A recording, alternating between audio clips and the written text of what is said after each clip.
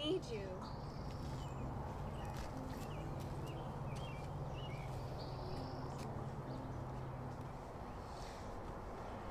Let's face it, I'm a racist.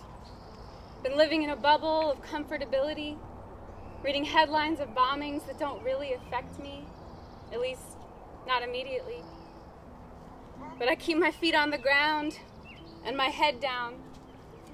Silent devastation so loud I can't listen, just keep going to work and feeding the system. But I know I'm mistaken, because I'm feeling the weight of the whole human race, and I'm done saying that the suffering of others is not mine. That's a lie. That's fear speaking softly, a snake in my mind. That's the silent caress of greed at my side. It's time to decolonize the mind. It's time. It's been ages since we recognized the phases of the moon and seasons, since human beings lived with heart and reason beating strong, ages since the earth spoke to us in song. Before the rules of logic assumed that the fruits of the mother couldn't be ruined. It's been ages since the story was told, was it ever told, that this land was stole? That there were tribes who lived and died by these waters.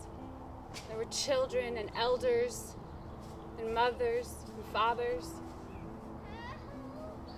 That at these springs the Bear Spirit beckoned all who arrived to lay down their weapons and reconcile. This was that place in the days of old, but I wonder the last time this story was told. Do we remember without laying blame those who came to claim this land? Do we understand what happened to the people here? Talking about violence, talking about silence.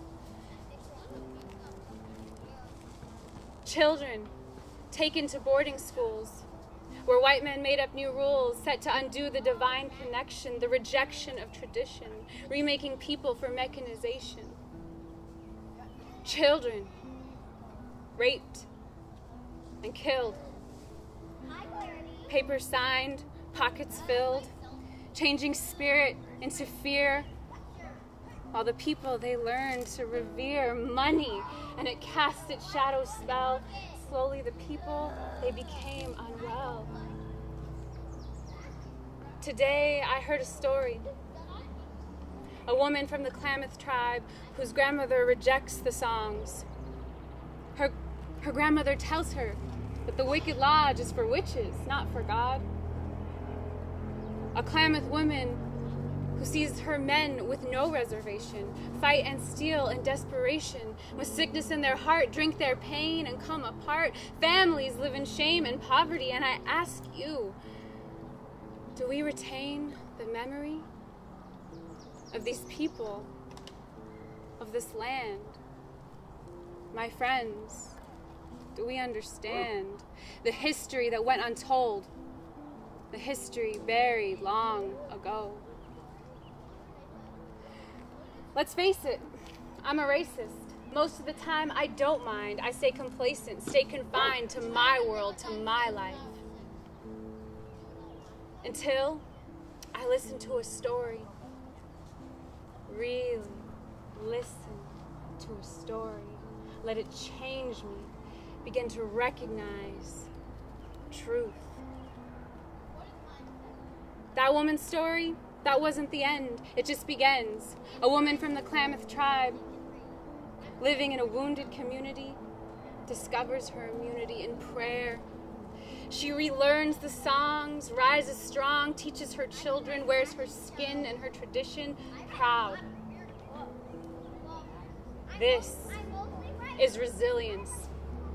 This is defiance. This is life wearing us down, breaking us open so we can be found, so we can be new still, so we can forgive and be forgiven.